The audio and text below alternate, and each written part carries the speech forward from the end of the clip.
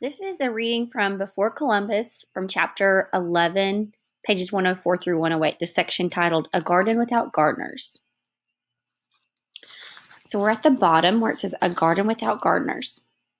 Across North America, the new diseases destroyed or weakened Native American societies.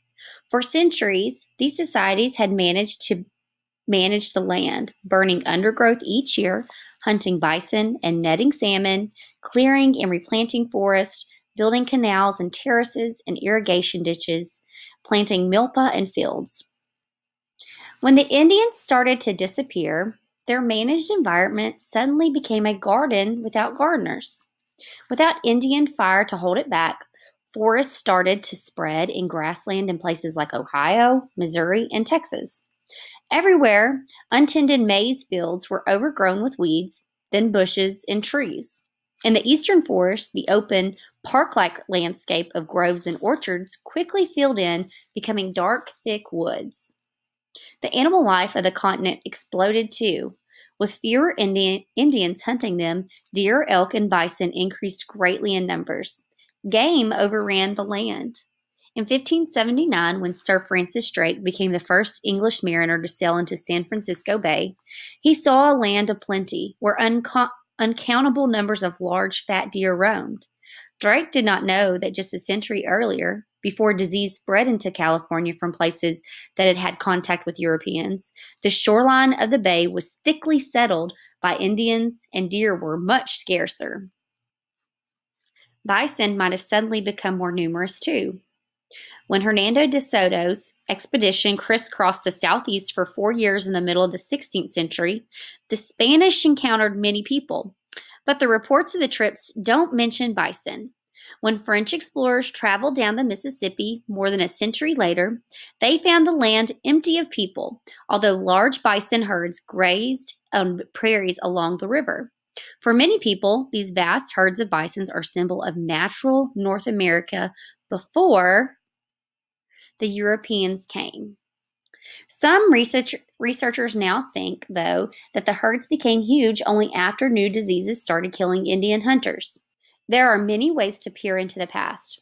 Archaeologists who are examining places where Native Americans lived can count the bones and seeds in their old garbage pits to learn what they ate.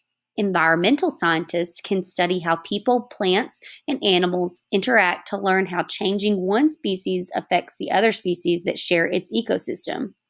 In these and many other ways, archaeologists and ecologists are revealing a new picture of the American past.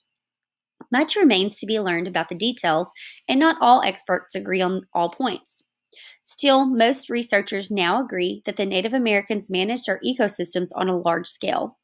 When the Indians suddenly lost massive numbers of people to disease, they could no longer manage their ecosystems on that scale, and things started to change. It happened fast.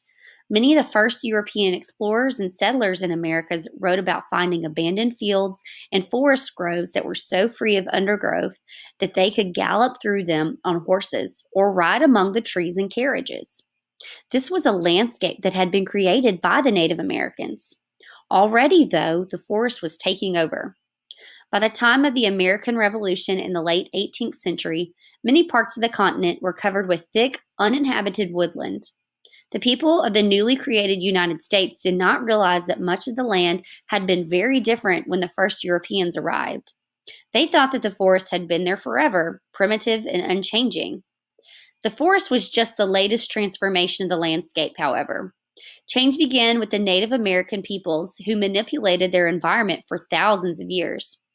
When they were no longer around to oversee their parklands, woodlands, orchards, and gardens, the forest took over.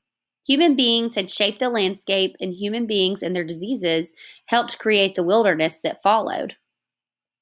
It may be a while before our school books and TV shows catch up with the fact that Americas were not a wilderness when the European settlers arrived, or that the forest of Amazonia contained thousands of carefully planted tree gardens, or that pyramids existed on the coast of Peru before they existed in Egypt.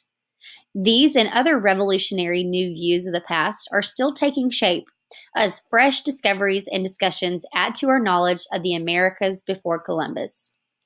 Early Native American societies were older, bigger, and more complex than modern historians once thought. For thousands of years, as they created maize, landscaped with fire, and managed populations of game animals, Indians made use of the land. They also built cultures whose influence remains strong in millions of lives today, from the Arctic through South America. The arrival of Europeans and their diseases plunged Native Americans into a long decline, but in the early 21st century, the Indian numbers have begun to rise. Just as Indians interacted with the landscape of the Americas of the past, they will play a part in deciding what it will look like and how it will be used in the future.